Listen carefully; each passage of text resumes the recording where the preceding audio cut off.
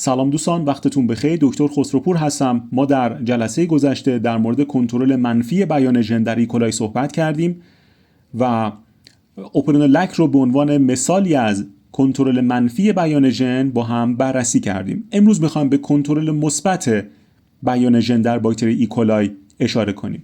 بهترین مثال مطالعه شده از کنترل مثبت در ایکولای مربوط میشه به اثر گلوکوز بر بیان ژن‌های کد کننده آنزیم‌های دخیل در کاتابولیسم سایر قندها که در غیاب گلوکوز منابع جایگزین کربن و انرژی هستند. اما گلوکوز سوخت ترجیحیه، یعنی تا زمانی که گلوکوز در محیط وجود داشته باشه، در دسترس باشه، آنزیم‌های دخیل در کاتابولیسم سایر کربوهیدرات‌ها، سایر منابع انرژی بیان نمیشن. مثال میزنیم. اگر ما ایکولای رو در محیط کشت حاوی گلوکوز و لاکتوز قرار بدیم، اوپرونولاک القا نمیشه. یعنی باکتری فقط از گلوکوز استفاده میکنه. یعنی حضور گلوکوز در محیط کشت اوپرونولاک رو حتی در حضور القا کننده طبیعی یعنی لاکتوز سرکوب میکنه.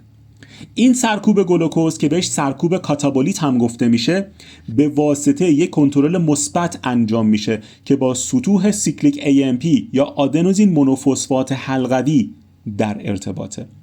ما آنزیمی داریم که هم در باکتری وجود داره هم در یوکاریوت‌های عالی وجود داره به نام آدنیل سیکلاز یا آدنیلات سیکلاز که ATP رو به سیکلیک AMP تبدیل میکنه.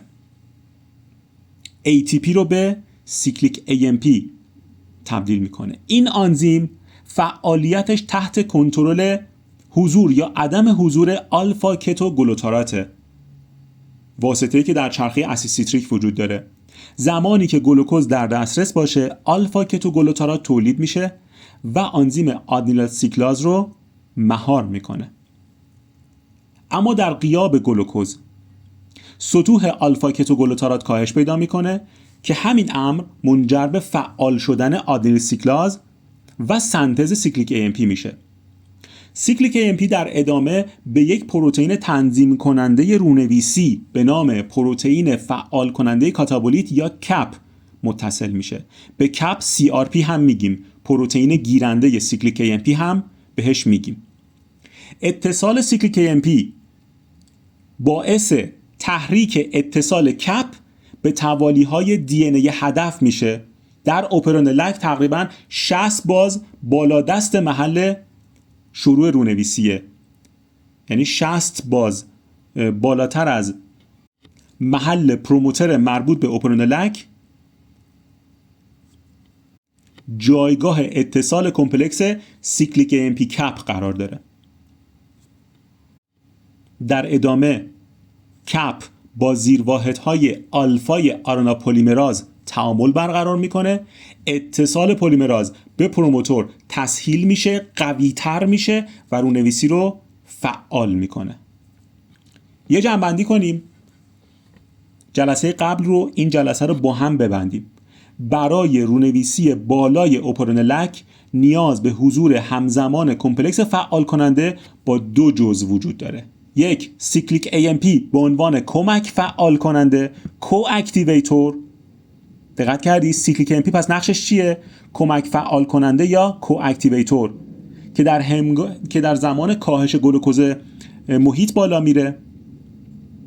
مورد بعدی پروتئین گیرنده سیکلیک AMP یا CRP یا پروتئین فعال کننده ژن کاتابولیت یا کپ.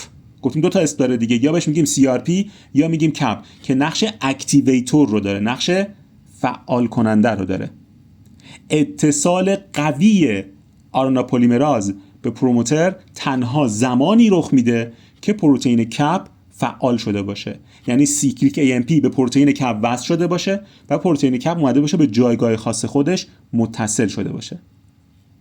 پس برای بیان قوی اوپرونولاک نیاز به وجود یک لاکتوز داریم برای تولید آل لاکتوز به عنوان القا کننده که رپرسور رو کنار بزنه، سرکوبگر رو کنار بزنه، و دو، عدم وجود گلوکوز جهت ایجاد سیکلیک AMP و نهایتاً کمپلکس CRP یا کپ سیکلیک AMP. هم باید لاکتوز باشه هم باید گلوکوز نباشه تا کمپلکس سیکلیک AMP کپ ایجاد بشه. امیدوارم استفاده کرده باشید. لطفاً با لایک و کامنت و سابسکرایب از فعالیت